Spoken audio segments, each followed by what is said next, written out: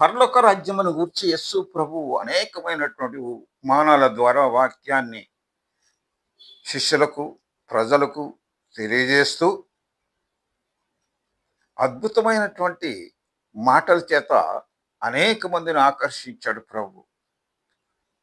ఒకప్పుడు యేసు ప్రభు 3 దినాలు ప్రసంగించినప్పుడు కూడా 5,000 మంది ప్రజలు ఏమీ తినకుండా ఆయన సన్నిధిలో ఆయన చెప్పే మాటలు ఆలకిస్తూ ఉన్నట్లుగా మనం చూస్తున్నాం.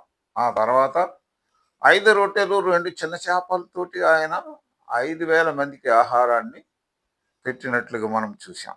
అయితే పరలోక రాజ్యాన్ని గురించి ఆయన చెప్తూ ఎలాగుంటుంది పరలోక రాజ్యం అని ఒక చిన్న ఎగ్జాంపుల్ ఆయన చూచాడు.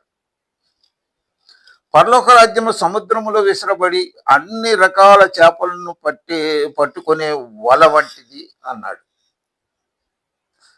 వల వేసినప్పుడు మంచి చేపలు, చెడ్డ చేపలు, పనికిరాని చేపలు, పాములు, రకరకాలైనటువంటి చెత్త చెదారం అంతా కూడా నెట్లో పడుతుంది.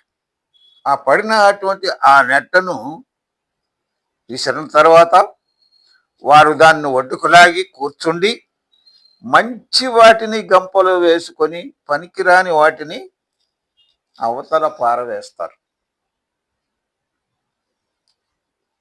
పనికొచ్చే మనుషులకు పనికొచ్చే చేపల్ని గంపలో వేసుకుంటారు. ఏవైతే పనికిరావో వాటిని బయట పారవేస్తారు. పరలోక రాజ్యం అలాగే ఉంటుంది అన్నాడు ప్రభు. దేవదూతలు వచ్చి నీతిమంతుల్లో నుండి దుష్టులను వేరు చేసి అగ్నిగుండంలో వేస్తారన్నాడు ప్రభు. అక్కడ ఏముంటుంది?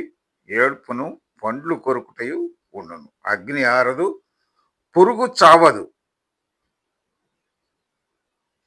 నిత్యము బాధిస్తూ ఉంటుంది. నరకం అంటే అలాగుంటుంది, స్వర్గం అంటే ఇలాగుంటుంది అని ప్రభువు చెప్తూ మంచి వాటిని గంపలో వేసిన రీతిగా పరలోక రాజ్యంలో ప్రవేశించేవాడు ప్రభువుతో కూడా ఉంటాడు